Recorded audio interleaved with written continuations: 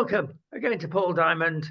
Lots to talk about legalese-wise, Paul, today, because, of course, Hamza, our new general in Scotland, has carried on where the lovely Nicola dropped the ball big time. And he's gone there kicking it around and getting one of her 2.5-year-old laws and, in fact, making it worse. Now, is he serious, Paul? Well, he obviously is. He's pushed this like mad. But what's brought it about? The people of Scotland, the majority, don't think this way, do they? I think it's part of a wider problem. I mean, it is in one level, it's good, it's woken people up. Is the actual putting in black and white what's been a reality in the United Kingdom for 25 years, is slightly waking people up.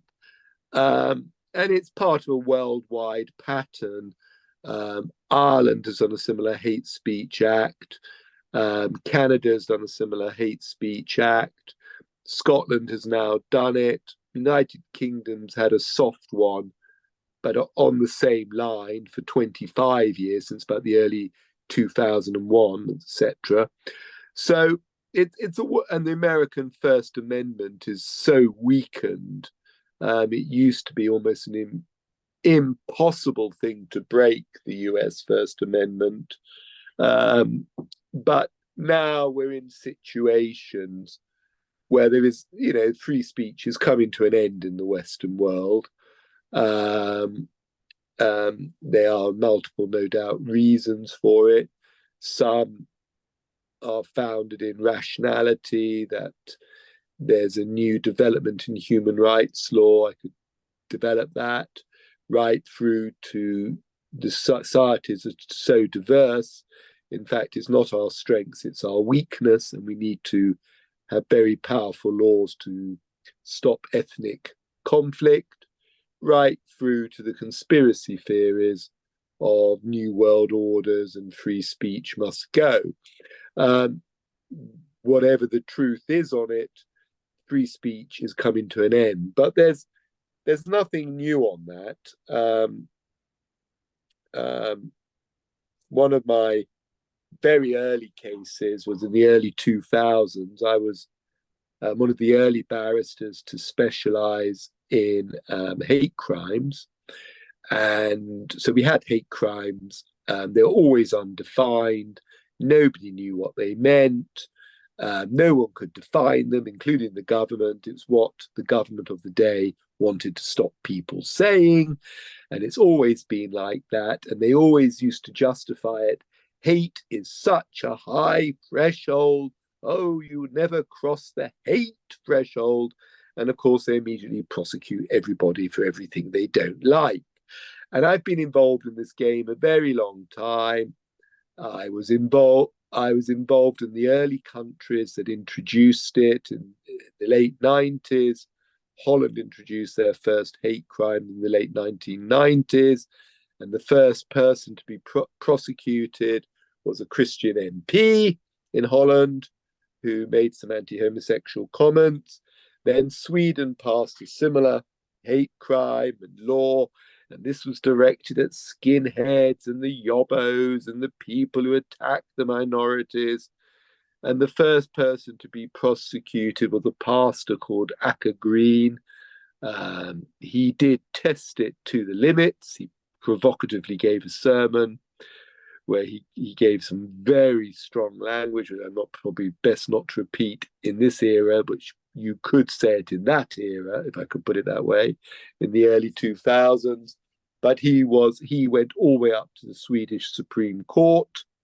And then I did a case in 2003, Harry Hammond, who appeared outside a Bournemouth gay pub, and he put up a poster saying, "Stop immorality," words to that effect, "Turn to Jesus." And a crowd, he was a 69, 70-year-old man, and a crowd of people from the pub and others, so it was a mixed crowd, assaulted him, threw him to the ground, threw water and dirt over him, took his poster, and some shopkeeper, seeing a 70-year-old man under a pile of bodies of young people assaulting him, phoned the police, and the police did what they could only do. They arrested the 70-year-old man for inciting his own assault and prosecuted him. And so that was the beginning of it. Harry Hammond actually died a few months later, and his widow, I believe, wanted murder charges, because if you die within a year of an assault, it could be murder. But already then, the police were told, protect homosexuality. If you see a 70-year-old man under a pile of bodies, arrest the 70-year-old man. Don't arrest all the young people assaulting him. That would be too much. Or take statements from them or anything. And it was the beginning of the madness. You haven't got free speech rights, because if you exercise free speech, you're inciting your own assault. And that's the end of free speech. You criticize Islam, they can kill you because you've incited them. You say something controversial, transgender, they don't like it, you've incited it, there's no free speech. And that's what all these laws are doing. And I'll give you a story. They're in Northern Ireland, which is part of the UK. There was a parade where they had all these banners. Jesus is a fag. That's what the gay group said. They had a banner saying that. And everybody in this church on the route tried to get them to stop saying that. They said it's blasphemous, contrary to their beliefs. Presbyterian Church in Northern Ireland, you don't say that. And the police said it's free speech, and they guarded them and stood by on the banner. No hate crime committed there, no abuse and insult done there. That's free speech. So the church got very angry and they rushed out leaflets. And the leaflet said, the police are protecting this blasphemous statement. It's outrageous. Let me remind the police what Leviticus says. And they quoted from the Bible on Leviticus, on homosexuality. Immediately, that was a hate crime. The Bible was a hate crime. The minister was arrested or something. Big trial in Northern Ireland. Do you have free speech? And can you quote a Bible verse? All of that. And so you can see how it operates. Side A can insult you. Jesus is a fag. Side B can't quote from the Bible. And that's how they do it. And I had a case once, it was quite entertaining, this. I only say entertaining because it's how absolutely depraved and sick the United Kingdom is. And there's no excuse for its moral degeneracy. I had a case once where I had a street preacher and he insulted the Prophet Muhammad. Now, he insulted a lot of prophets, and the police were quite happy when other prophets were insulted, including Jesus. But the minute Muhammad was criticized, he was arrested for a hate crime. And I had a judge who was determined to make an example of this man. And the trial was going very badly. I was trying to defend it, he criticized others and no one minded. I can't remember all the arguments. Religious leaders should be subject to criticism, whatever I said. And the judge was as hard as nails.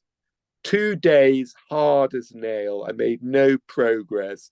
I knew it was looking grim, and it was possibly looking at prison sentence or something, I believe. I can't remember what the details of it. And the judge glibly said to me at 4 o'clock, we didn't finish, he said, at 4 o'clock in the afternoon, Mr. Diamond, closing submissions, 10:30 tomorrow morning, and then I will pass sentence, he said, or acquit. But I knew what he was going to do. So I sort of went back to my hotel room, I think it was in Bristol, wondering what on earth I could say in this trial. And I was watching the news that night. I couldn't think what to say. And the Al-Quds parade, was in 2017, was taking place in London. And millions, not millions, tens of thousands of Muslims were marching in support of what I would regard as a terrorist organization. And the police were standing by, and then they had their speeches. And for some insane reason, I was so desperate, I was watching it. And one of the speakers gets up and says, the Zionists, we all know means the Jews, have burnt down Grenfell Towers or Greenfield Towers. You remember that tower block that burnt down in London and all these poor people died? Well, the Jews had done it, the Zionists had done it. And he's making his little anti-Semitic speech. And the police are standing by, and people started complaining, and the police said it's free speech. And overnight, I contacted some people, got some press reports. It was in the press. I downloaded it from the internet and I managed to get something from the CPS giving a statement or something that, this was wonderful free speech. Isn't Britain wonderful? And I printed it all down, and I went into court the next day. For this person was I believe, going to go to prison for criticizing the Prophet Muhammad. And the judge looked at me and said, have you got your speech, Mr. Diamond? I said, yes, I have actually. Last night in London, I said, this took place. And this is what the police said. And this is what the CPS said. And this is what the spokesman for the Mayor of London said, whatever it was. You know what I mean? And I basically said, if that's free speech, open anti-Semitic statement, you can't get my guy. And I saw the judge go absolutely crazy, sort of gnashing his teeth, because basically he knows I'm a clever dick barrister, I'm afraid. He's aware of that. And he wants to put the boot in, but there's a damn good appeal point here. I mean, I'm going to appeal it. It's inconsistent judgment. It's parallel situations treated differently. It's going to embarrass the authorities. It could embarrass him in his judgment if he gives a harsh judgment. So he sort of gnashed his teeth, and he did the only thing he really could do, which was acquit and dismiss the case, because that's the simplest way to bury it and avoid any sort of constitutional coverage or exposure or disparate treatment between similar cases, that kind of argument. So he sort of abolished it. So I've given you some examples now. Jesus is a fag, can't quote Leviticus. Can't criticize the Prophet Muhammad, can attack the Jews, which is now very prevalent recently. And so what I'm just saying to you is Scotland has done it. It will be even worse in Scotland, even worse than what the examples I gave you, because they all these laws are the same. They've got little things in it. The European Convention applies. I've had all these arguments, or you can criticize religion. I've done all these arguments in the United Kingdom. They don't cut muster. It gives power to the government to silence speech they disapprove of, and to enable speech they do approve of. It is the end of free speech, and it's going to be very ugly. But we've had it for a number of years now. Every listener listening to this knows we have it. They know exactly what they can say at work. They know exactly if they attack Christians or Jesus, it's fine. They know exactly if you attack Americans and Trump, it's fine. They know exactly if you attack Israel and Jews, it's fine. They know you can't say a microaggression against, certain other religions or lifestyles. And it was so entertaining seeing the president of Harvard Do you remember when she was in the Senate, the president of Harvard was asked all these questions about, and she's like this diversity, black woman president, every microaggression, the slightest disapproval would have death. And she's asked a question: if you call for genocide of the Jews, would that violate your whatever it was, diversity policy? And she's, that's an very good question. Oh, I'd have to think about the context. Maybe if they just call for the genocide of the Jews, that's fine. It's if they went into practice and started genociding them, that might violate our diversity policy. I don't even remember that madness of the president of Harvard. And I bet she's still in a good job. Bet she's still earning the bucks. I'm sure she is. Paul, let's encapsulate this, what they've done in Scotland, and I'll read it. These laws, tightening up the existing one, is to communicate material or behave in a manner, inverted commas, that a reasonable person would consider to be threatening or abusive. I've never come across a reasonable person in my life. How do you define a reasonable person? It's just you can drive coach and horses through that. Well, you summed it up. It's not a law. Nobody knows what a hate crime is. Nobody knows what a reasonable person is. It's going to be political. It's going to pick on their groups. They're going to silence speech they don't like and permit speech they do like. It's going to be a nightmare.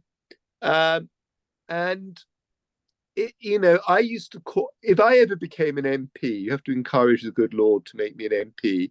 I think my first private member's bill will be the Jolly Nice to People Act.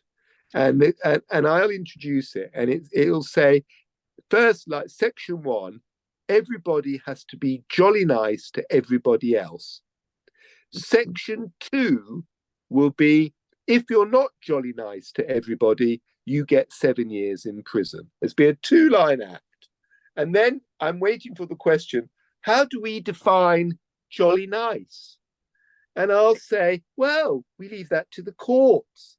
They have the European Convention, and jolly nice becomes jolly nice. And it's as stupid as that. They're not laws. And they are simply political statements, and they're very, very frightening political statements. But most of it's undefined, as you've said, and so I must get round to introducing my Jolly Nice to People Act. Yes, that sounds a good idea to me. Yeah. Maybe it's a good idea for Rishi. Has he done 2 things right this week? First of all, he says, J.K. Rowling, you're dead right. Vis-a-vis this Scottish thing. That's what it should be called, a thing. And secondly, he said, well, once I get the Rwanda flights going and you complain, Mr. ECHR, I'm going to get out. At last he said it. Does he mean it?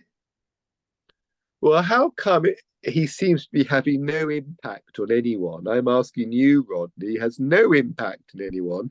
No one believes a simple word he says, and he's making a fool of himself. He tries to talk as if he's a conservative, and he acts as if he's a liberal, and everybody knows that. I think the thing that killed me off for him, and it was very, I think if you have any regular listeners, and I'm very critical of him, but the thing that actually I knew there was something awry very early on. People won't remember this. When he first came into office in 22, he said he was going to review the sex education in schools. And I actually couldn't believe it. He was talking about family. He was going to renew it. I thought within 3 weeks, there'd be a policy. You can't teach 92 genders in school. Well, it took him 18 months to get something out. 18 months. And it was a pathetic guidance of no statutory force in which all the unions and teachers said, well, we'll be ignoring that because it's any guidance and it's contrary to the law. I mean, you can't be more hopeless. He's not going to get out of the... And to be honest, I don't think he knows very much about it. It's probably a lawyer's province, but actually not. I'm in favour of leaving the ECHR, but it's not quite as simple as people think. There are implications, so there would be quite a bit of work to do on it. That's the first. It's not quite as simple, sort of pulling out of some of these treaties. You can't just walk away. And there's also a slight reality, and I just, for the listeners, people like to blame the European Court. They like to blame the judges. They've made this terrible, disgusting decision. Why haven't they held up morality? Well, the truth of the matter is society is not going in a good direction. And whether you had the ECHR or not, or whatever treaty, there's a good chance you'd have ended up in a very similar place without it, because it's where we're going. It's what people want. They're not upright, our citizens. They're not moral citizens. And, you and me, Rodney, even in the church, there's enough problems in the church. Standards have collapsed in the church, I think.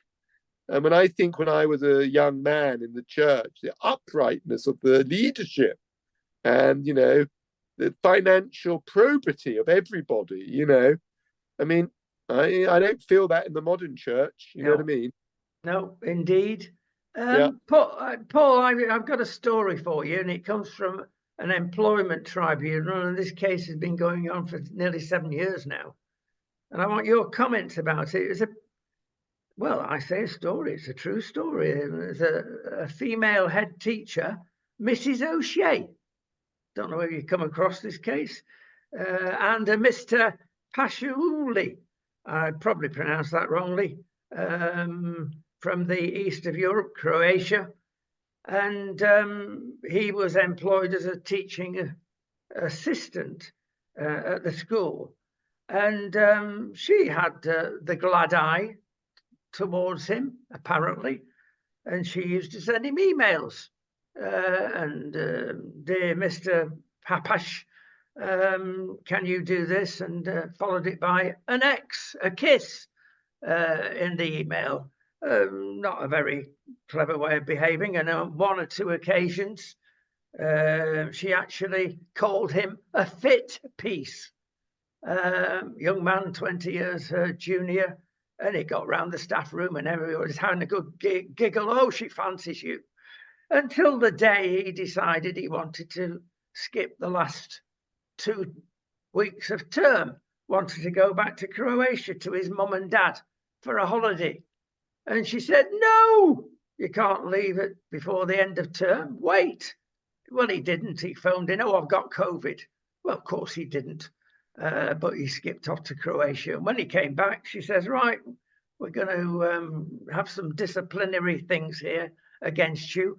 Whereupon he picked up on 7 occasions when he got the kiss from the email and something she said, all trivial things, stupid, but trivial things.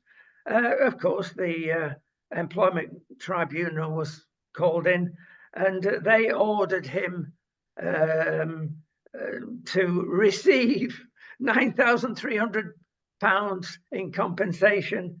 But he was, according to the judge, a stupid person. It was clearly he told lies, saying he was going back to Croatia because he got COVID. But Paul, my question is, 7 years for trivia.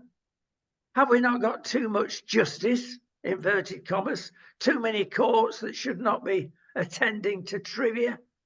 I mean, all I can say is, we're in a very bad way. You and me, Rodney, are red-blooded males. I mean, the absolute nonsense of a older woman finding a younger man attractive and perhaps being slightly flirtatious, we wouldn't, to the extent we'd bother to notice it, we'd be flattered. You know what I mean? And the courts have got themselves in a quagmire because I'm afraid to say, they've put sort of sex discrimination on such a pedestal, which again was often a political agenda for women. So they got vast amounts of compensation, vast amounts. if having a baby was a detriment, that in discrimination law, if a woman had a baby and had to leave the army, she that was a detriment because a man wouldn't have left the army, and they got these vast amounts of compensation, like £400,000, where if you were a male and got blown up in Afghanistan and came back with one limb, you got nothing. So they got themselves in this box of sort of, and now men have caught on to it, thinking, because now it's twisting in the transgender debate and the male debate. It's not just a privilege of women claiming discrimination. Everybody can do it now. We can all say identify as a woman or whatever.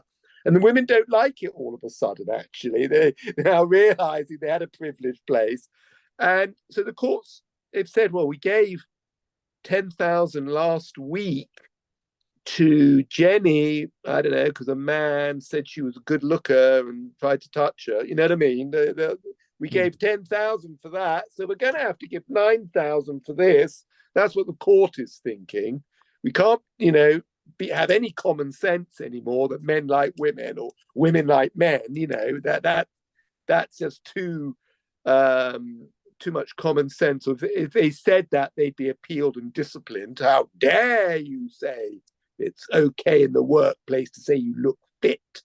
So we've got ourselves in this sort of bad situation. But the irony is, the employment courts and these discrimination things, at least you can go to court, even if it takes 7 years.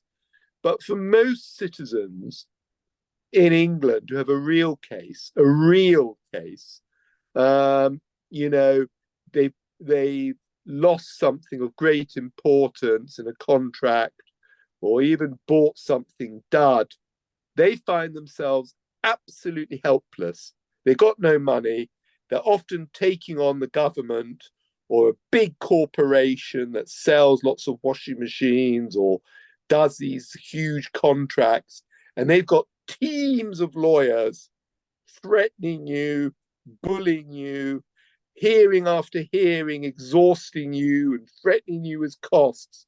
So most people can't, you either have these discrimination things, which are very facilitated, why people bring a lot of them, but most people have no justice at all. I mean, the reason why many of these asylum cases go to the House of Lords is because legal aid's given and the individual's got no money. It's all paid for by the British government. But the average person, family, man or woman, they can't afford 300k to test.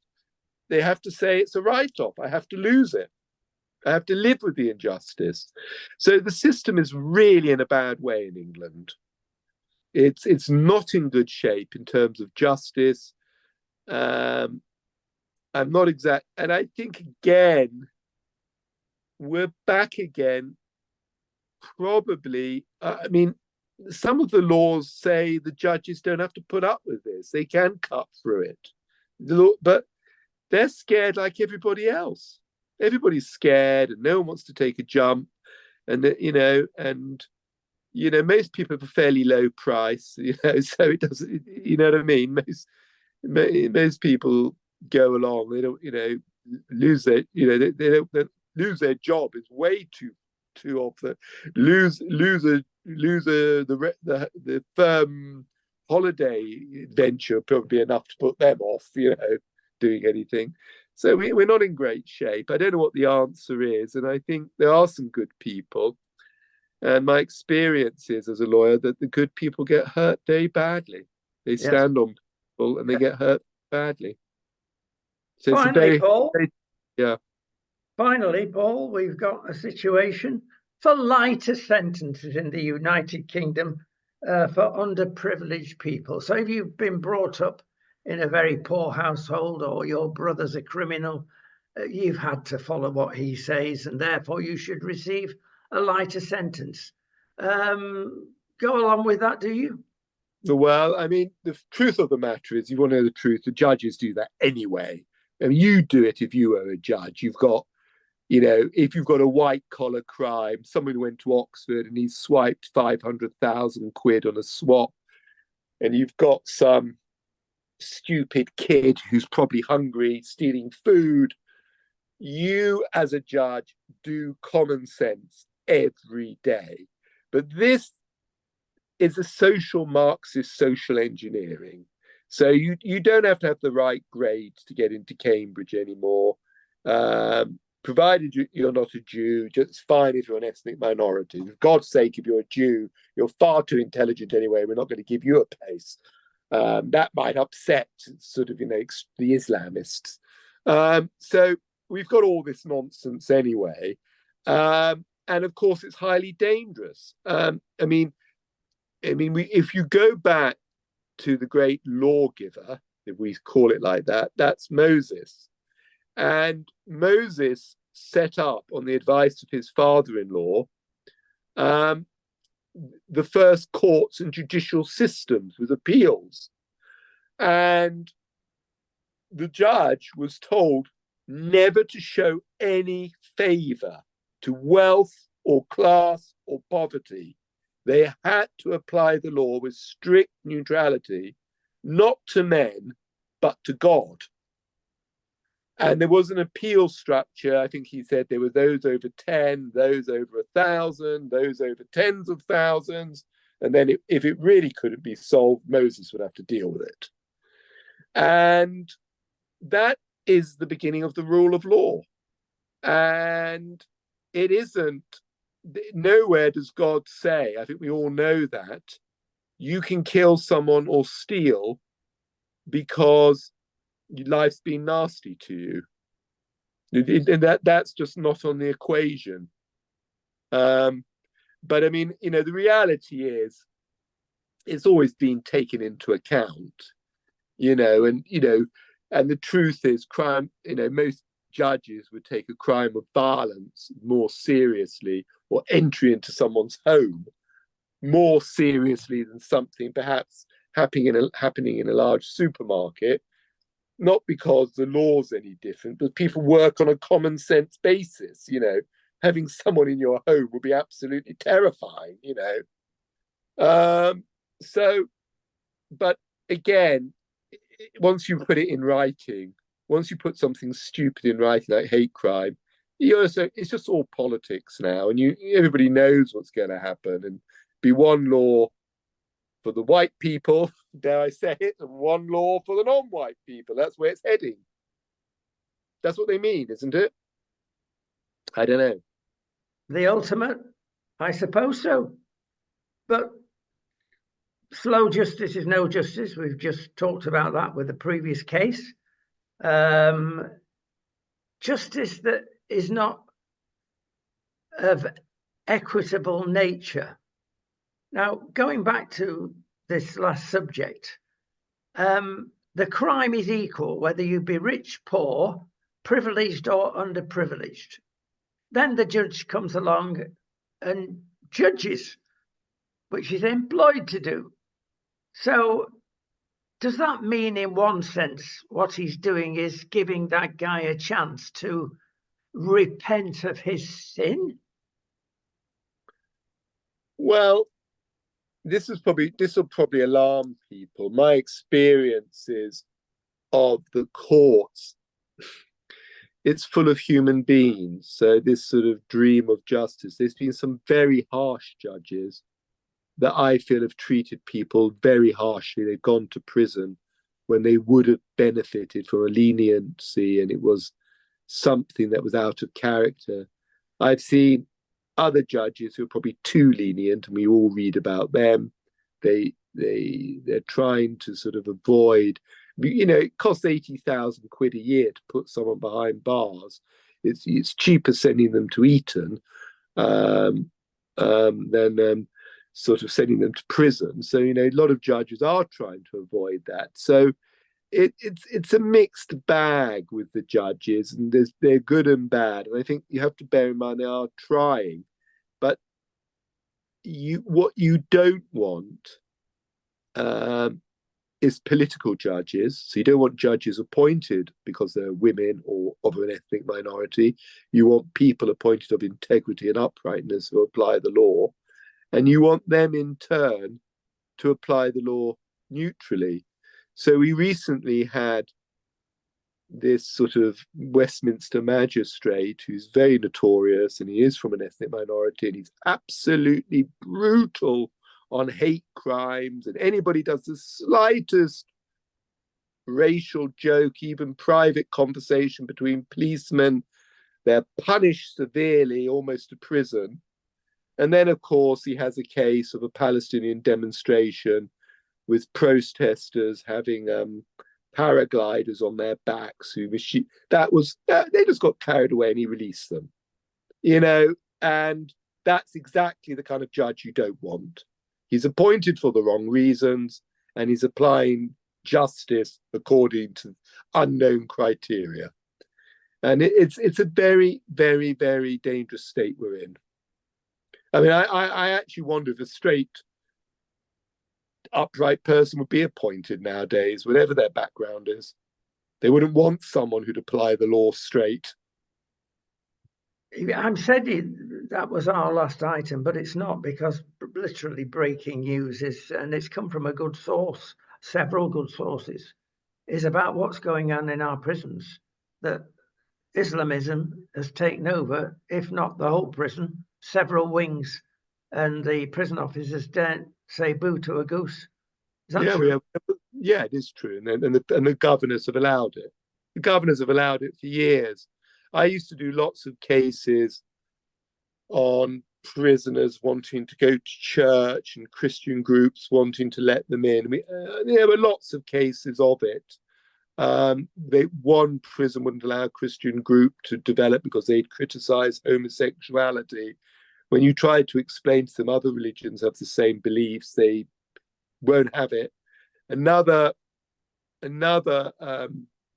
prison had some kind of Pentecostal service in it, which the prisoners wanted to attend and wanted to hear Pentecostal preaching, and the governors let homosexual prisoners in to abuse and attack the service, and so the Pentecostal preachers couldn't speak. The governors allowed it, and one of the prisoners shouted out loud, they wouldn't allow this in an Islamic service to be disrupted. And so the prisoners have worshipped Islam. It's a great religion. It's a religion of peace.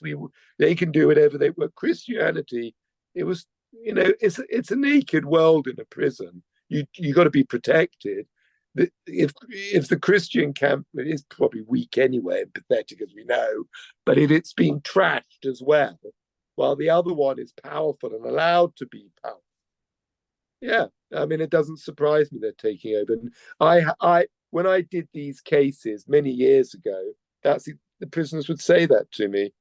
We have to join Islam. The church can't do it. We're naked out there, and these guys are up for it. Paul, absolutely fascinating. We look forward to seeing you very shortly. Thank you so much. Thank you.